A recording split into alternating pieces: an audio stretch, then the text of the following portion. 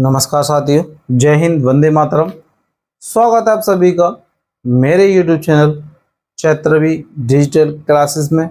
साथियों, अगर आप इस चैनल पर अभी आए हो तो चैनल को सब्सक्राइब करें, वीडियोस को आप लोग लाइक करें, दोस्तों के साथ दबाकर शेयर भी करें। फ्रेंड्स, वीडियो को ज़्यादा से ज़्यादा शेयर करें क्योंकि इसमें मैं आपको राजीव प्रकाशन की बुक का सोल्यूशन करा रहा हूँ, जो कि आपको यूट्यूब पर कुछ चुनिंदा लोग ही करा रहे हैं।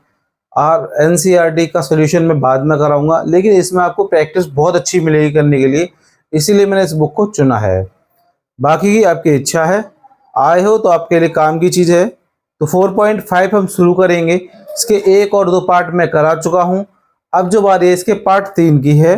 कोशिश करेंगे आज इसको समाप्त कर दें हम, और अपनी नेक्स्ट वीडियो में हम लोग 5वां चैप्टर करेंगे, समानता श्रेणी वाला।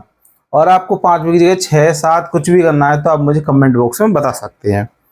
तो देखिए, 17 वाला क्वेश्चन करेंगे हम। 16 वाला कर चुके हैं, जिसमें कह रहा है मैसूर और बेंगलोर के बीच की दूरी, बीच के 132 किलोमीटर यात्रा करने में एक एक्सप्रेस रेलगाड़ी सवारी गाड़ी से 1 घंटा कम लेती है।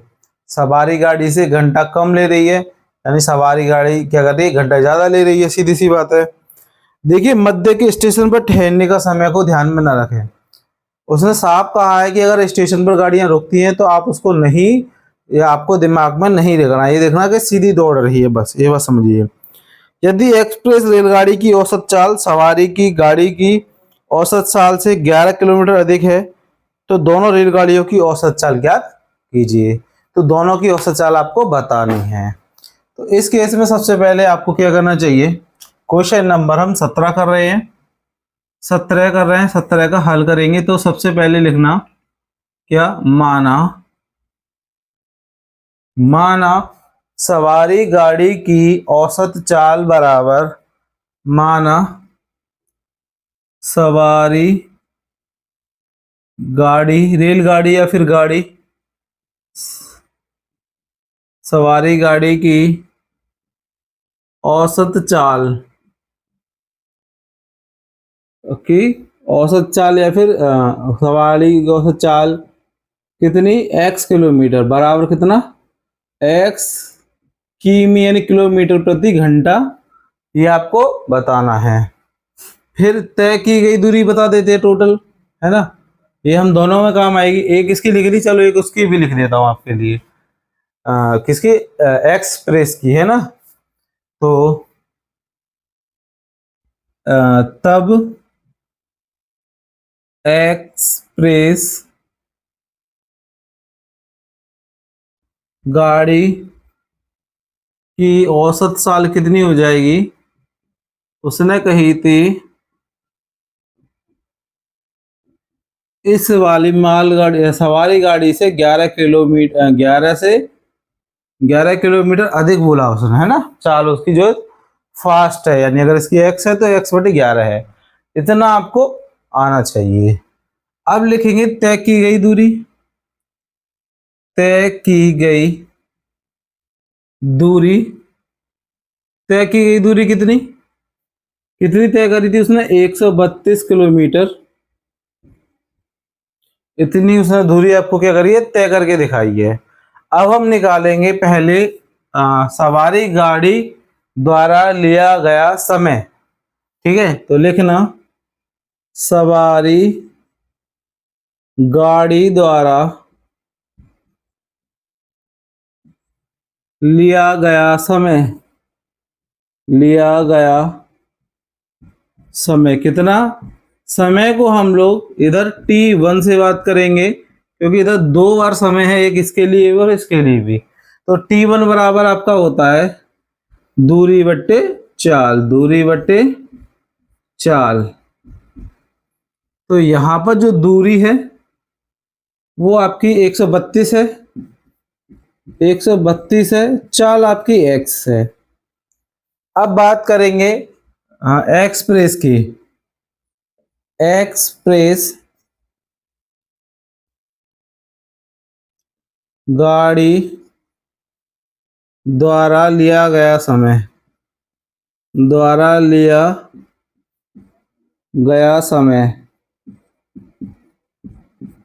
समय। अब इसको देखो, आपको टी और टू से बोलना है, टी टू, तो दूरी बटे चाल फॉर्मूला होता है आपका, दूरी बटे चाल। तो यहाँ पर जो दूरी है, अच्छा गाड़ी सवारी द्वारा तय किया गया समय लिख दिया है मैंने, अच्छा एक्सपीरियंस द्वारा लिया गया समय।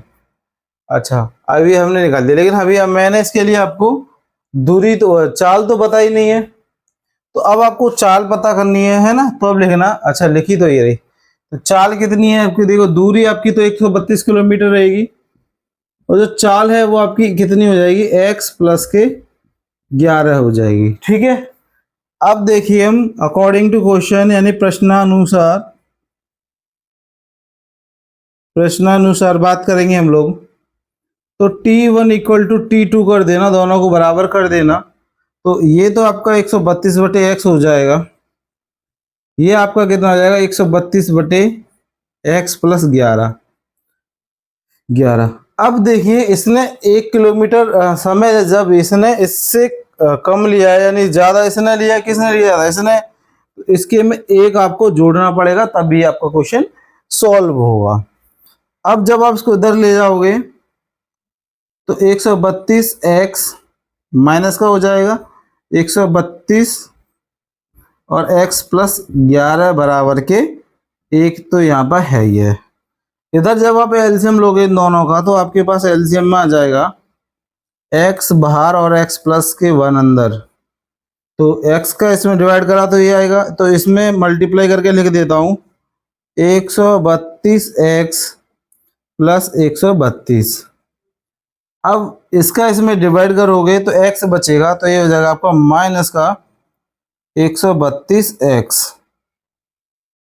अच्छा ये 11 है, तो जब 11 का गुणा आप 132 में करोगे तो आपके पास कितना आएगा, देखिए 132 गुणा 11, तो 11 दूनी 22, ठीक है 11 दूनी 22, हासिल लगेगा आपका 2, और 11 तिया 33, 33 और 2 35, हासिल लगेगा 3, और 11 एकम 11, 11 3 14, ये हो जाएगा आपका। इससे इसको कैंसिल कर देना, यहाँ पर एक आ जाएगा। अब आपके पास जो आएगा वो आएगा 1 4 5 2, और बटे में इन दोनों का नीचे गुणा कर देता हूँ, एक्स स्क्वायर प्लस 11x बराबर के 1। क्रॉस मल्टीप्लाई करेंगे तो हमारे पास क्या आ जाएगा, क्रॉस मल्टीप्लाई करने पर हमारे पास आ जाएगा 1 4 5 2 बराबर एक्स स्क्वायर प्लस का 11x।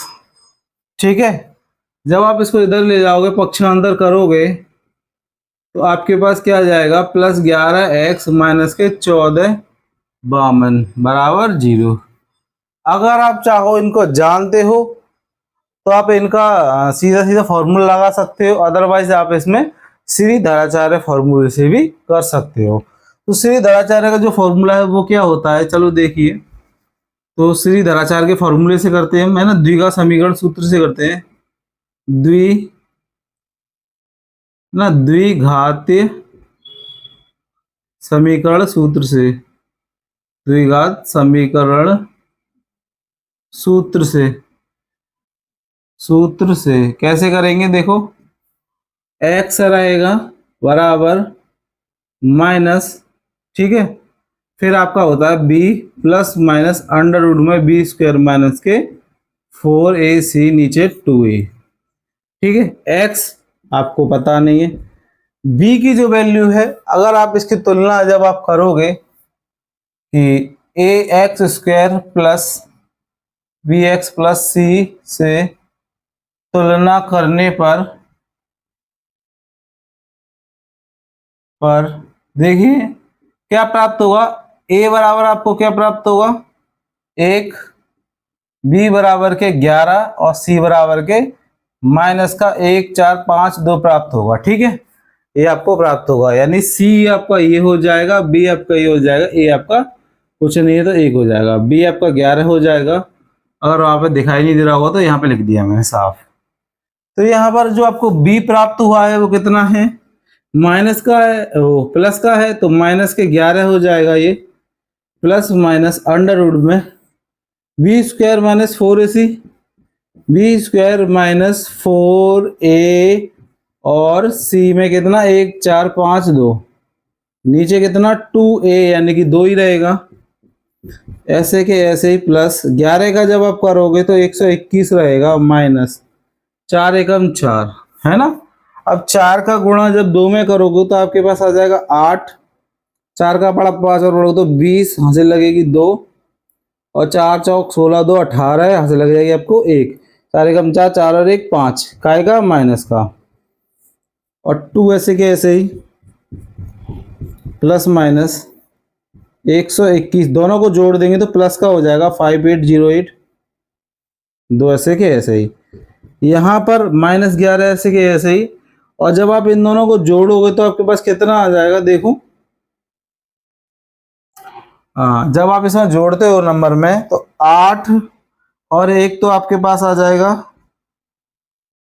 हाँ 8 और 1 कितना हो जाएगा आपका 9 हो जाएगा, और 0 और 2 आपका 2 हो जाएगा, और 8 और 1 9 हो जाएगा, और 5 ऐसे के ऐसे ही हो जाएगा, ठीक है। और नीचे कितना 2।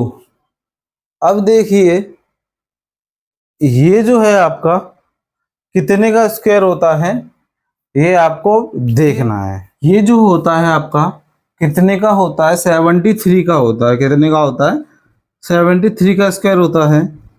तो ये आपका 73 कितना आ जाएगा, सॉरी 77 आ जाएगा आपका बाहर, और ये अंदर रहेगा, ठीक है। देखो 77 मल्टीप्लाई करके देख लीजिएगा, 7 7 जा 9, 749 4, 7 नाम 749 और 4 51, 77, ये यहाँ पर सेम नंबर आएगा क्योंकि 7 ही है यहाँ पर, और जब आप इसको प्लस करोगे तो 0 आ जाएगा यहाँ पर। अच्छा 7 का बड़ा करो, 749 4, 749 49 और 53 होते हैं, ठीक है। तो यहाँ पर आपका कितना रहेगा 2 आ जाएगा, और ये आपका 5 और 1 6, और एक 5 और 3 आ रहा है 1, और यहाँ पर भी 3 आ जाएगा, तो 5 3 8 और 1 9, और 5 ऐसे कैसे, ये आपका कितना हो गया हुआ 77 का हो गया, ठीक है। ये आपको ट्रिक से निकालना है। अगर आपको ट्रिक से नहीं आता तो आप ऐसे फैक्टर कर लीजिएगा, क्योंकि मेरे को समय ज़्यादा लगा है, इसीलिए मैं ज़्यादा समय बर्बाद नहीं करना चाहता और ज़्यादा लेंथी क्वेश्चन करने के लिए, तो आपके लिए ट्रिक से निकाल दिया मैंने, ठीक है।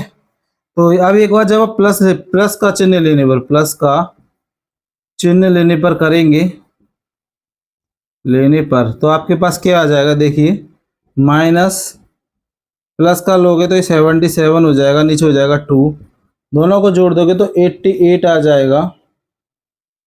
हाँ, दोनों को जोड़ेंगे नहीं क्या हो जाएगा, माइनस हो जाएगा, क्योंकि ये दो, ये माइनस का है प्लस का है, तो कितना हो जाएगा 6 6 हो जाएगा, 2 से कैंसिल करोगे तो 33 आ जाएगा। एक बार आपका 33 आएगा, और जब आप माइनस का चिन्ह लेने पर करोगे, लेने पर, तो आपके पास क्या आ जाएगा, माइनस का 77 नीचे हो जाएगा 2, यानी कि 88/2, कैंसिल करोगे तो माइनस के 44 हो जाएगा, ठीक है।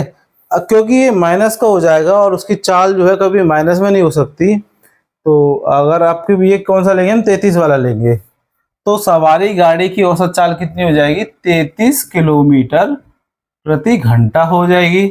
अब एक्सप्रेस गाड़ी की बात करेंगे, तो देखिए एक्सप्रेस गाड़ी की कितना, 33 + 11 = 44, यानी ये हो जाएगी। दोनों उत्तर आपके सामने हैं, क्योंकि यहाँ नीचे जगह नहीं थी तो मैंने इधर लिख दिया। होप यू आपको वीडियो बहुत पसंद आया होगा, क्वेश्चन काफ़ी लेंथी था।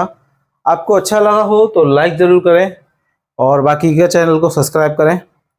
करता हूं मैं अब हम शुरू करेंगे अपना क्वेश्चन नंबर 18। देखिए प्रश्न संख्या आपसे 18 कह रहा है कि दो वर्गों के क्षेत्रफल का योग 468 मीटर है, यदि उसके परिमापों का अंतर अंतर कह रहा है, ध्यान देखिए 24 मीटर हो तो दोनों वर्गों की भुजा ज्ञात कीजिए, ऐसा आपसे उसने बोला है।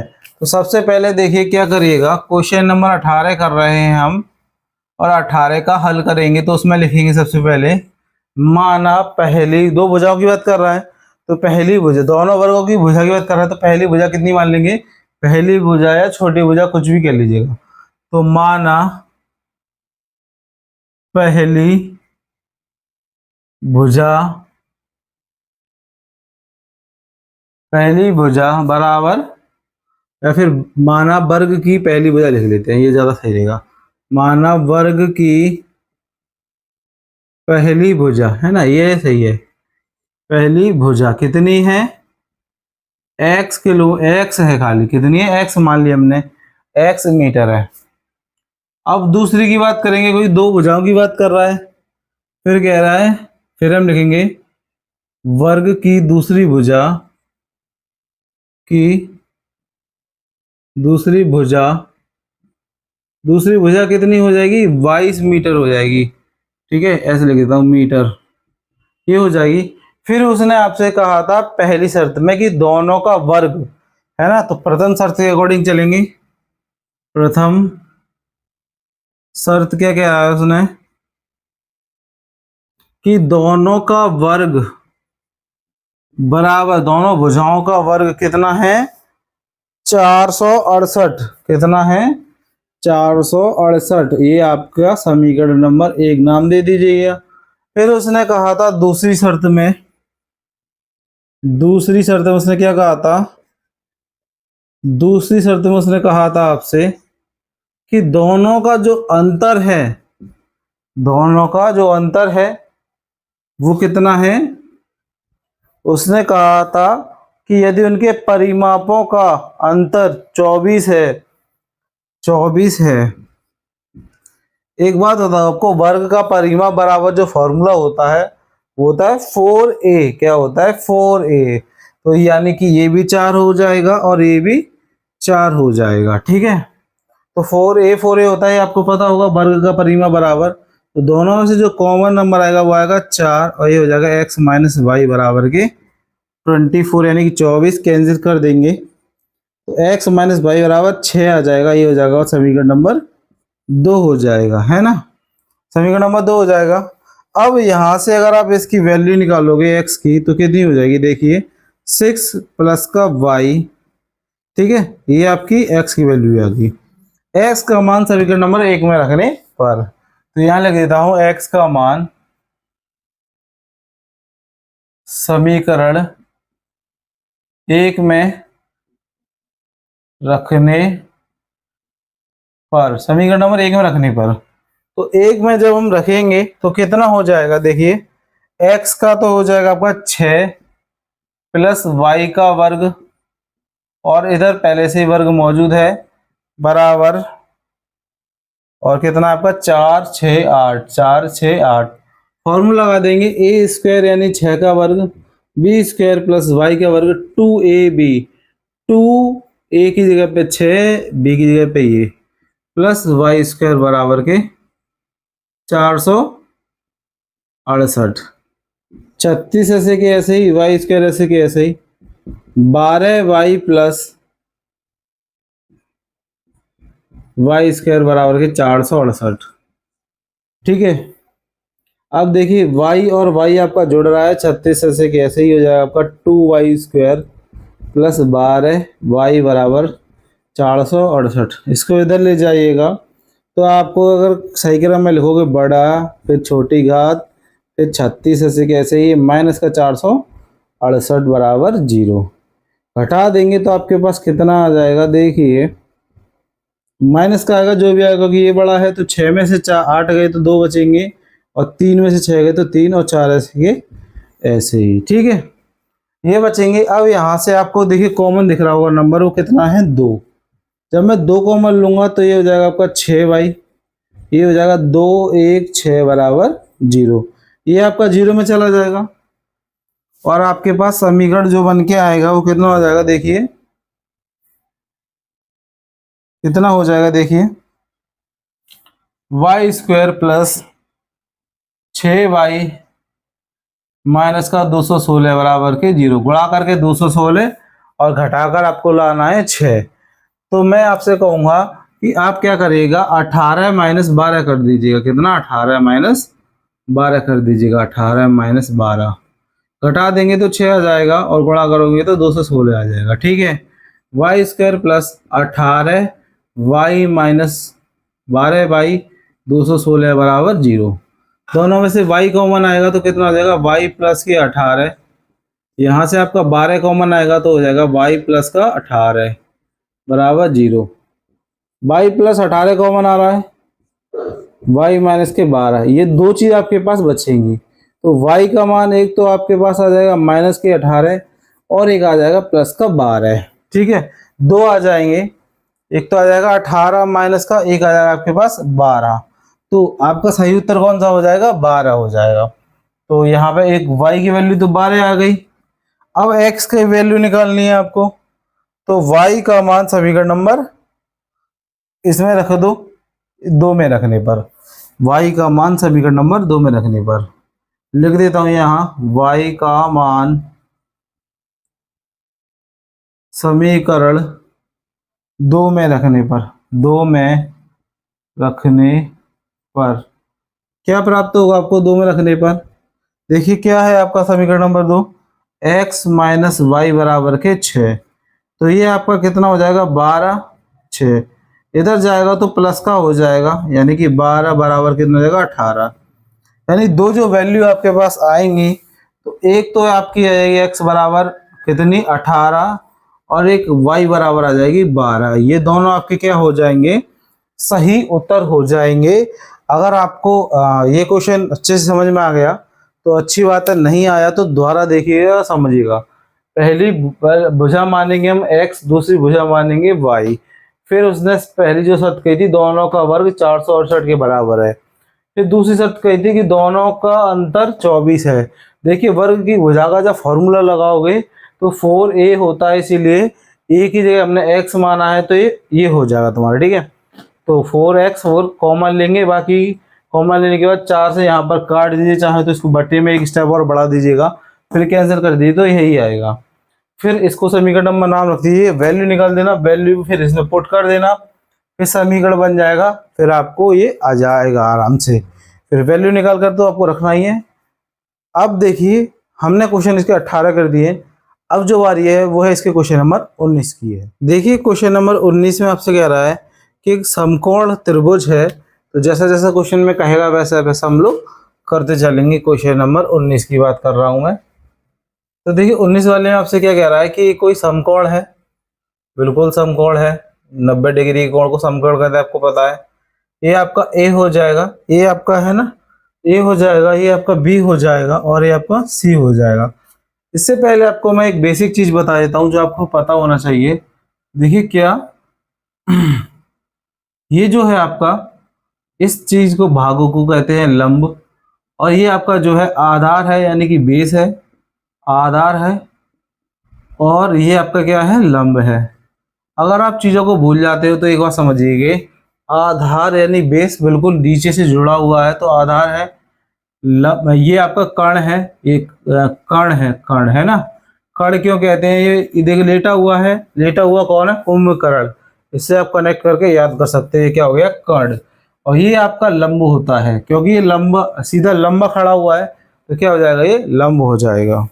अब देखिए उसने कहा कि समकोण का कर्ण उसकी छोटी भुजा के 2 गुने से 3 अधिक है। तो कर्ण ये है, तो यहाँ पर आपकी देखिए छोटी भुजा कौन सी हो जाएगी? ये वाली है, तो ये क्या हो जाएगा आपका? x।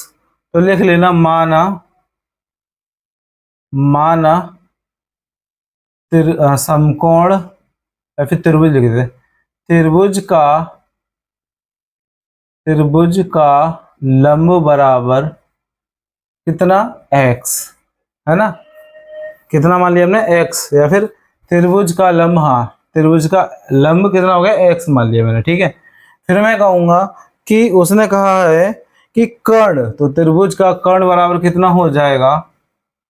त्रिभुज का कर्ण बराबर कितना हो जाएगा? दुगने से 3 अधिक है, यानी अगर इसका दुगना ये हो जाएगा, 3 अधिक का मतलब 3 हो जाएगा। ठीक है, ये कर्ण हो गया। फिर उसने कहा तीसरी भुजा, यानी कि अब क्या बचा? आधार बचा। वो कह रहा है कि तीसरी भुजा से 7 मीटर अधिक है। ये कितना अधिक है? यानी त्रिभुज का लंब की बात करेंगे हम, त्रिभुज का लंब कितना हो जाएगा? भुजा से 7 अधिक है। कितना? 7 अधिक है। तो मैंने कितना लिख दिया? 7 लिख दिया। ठीक है, आपको अब चीजें समझ में आ गई होंगी। ये आपका कितना है, x प्लस 7 है, और जो कर्ण है आपका वो दुगने से 3 अधिक है, और ये आपका पता नहीं है तो x मान के चलेंगे। इसके बाद हम जब इसको सॉल्व करेंगे तो फॉर्मूला लगा देंगे, समकोण लिखेंगे, समकोण ए बी सी में पाइथागोरस प्रमेय से, में पाइथागोरस प्रमेय से, ठीक है। तो फॉर्मूला क्या होता है इसका, देखिए आधार कर्ण का वर्ग बराबर क्या होता है, कर्ण का वर्ग बराबर आधार का वर्ग और लंब का वर्ग, आधार का वर्ग प्लस लंब का वर्ग। तो देखिए कर्ण का वर्ग क्या है, कर्ण आपके पास कितना है, 2x प्लस 7 का वर्ग है। आधार कितना है आपका, आधार है आपका x प्लस 7 का वर्ग है, और लंब आपके पास x है तो सिर्फ x का वर्ग हो जाएगा। देखिए मैं लिख देता हूं, यहाँ पर एक फॉर्मूला होता है a प्लस बी का होल स्क्वायर, जो आपने पढ़ा भी होगा, जो होता है आपका a square B square plus 2ab, ये होता है। और कहीं कहीं आपको बुक में ये दिया होगा a square plus 2ab bracket में बी स्क्वायर, ये आपको दिया होगा, ठीक है। अब देखिए इस चीज को समझिए, एक का वर्ग यानी 2 का वर्ग 4 और x का वर्ग x पे घात 2, b का वर्ग यानी 7 का वर्ग ये 3 है, ठीक है ठीक है। 3 का वर्ग कितना हो जाएगा, 9 हो जाएगा, 3 का वर्ग 9 हो जाएगा। अब देखिए 2a मतलब 2 का गुणा करूंगा 4 या 12, 2ab यानी 14, यह हो जाएगा a स्क्वायर प्लस 49 2ab, इसके साथ यानी तो 14 हो जाएगा, 14 और x हो जाएगा, x स्क्वायर ऐसे के ऐसे ही, ये और ये जुड़ रहे हैं आपके,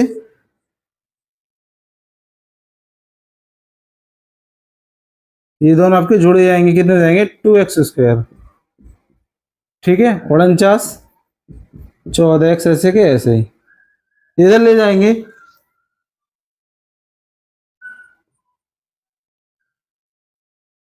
पक्षांतर करेंगे तो ये 1 2 की घात x हो जाएगा, 49 हो जाएगा माइनस 14x बराबर 0। 2 से 2 को घटा दीजिएगा तो 2 पे x घात 2 बनेगी, 14 में से 14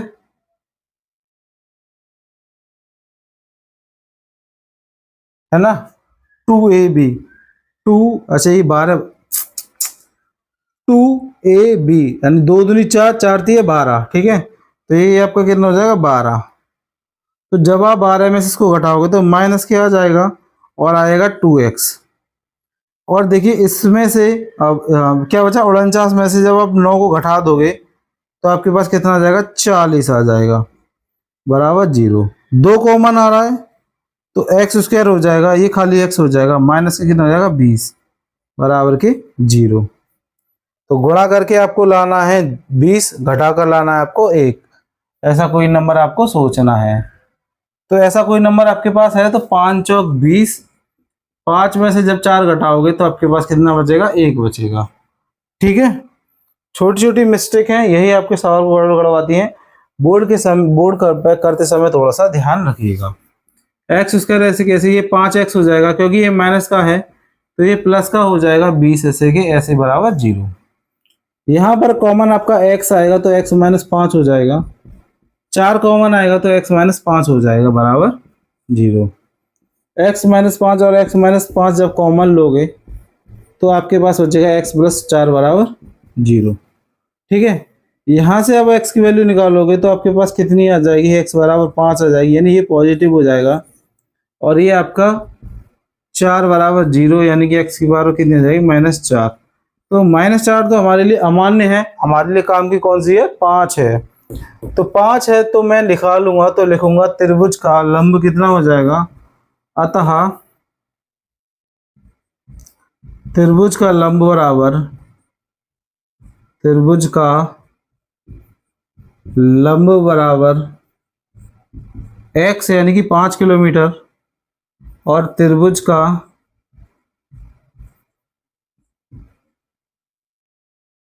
कर्ण, त्रिभुज का कर्ण कितना हो जाएगा, देखिए 2 गुणा एक्स की जगह पे कितना रखना है आपको, 5 प्लस कितना 3, यानी कि 5 चौक 5 दूनी 10, 10 और 3 कितने होते हैं आपके 13।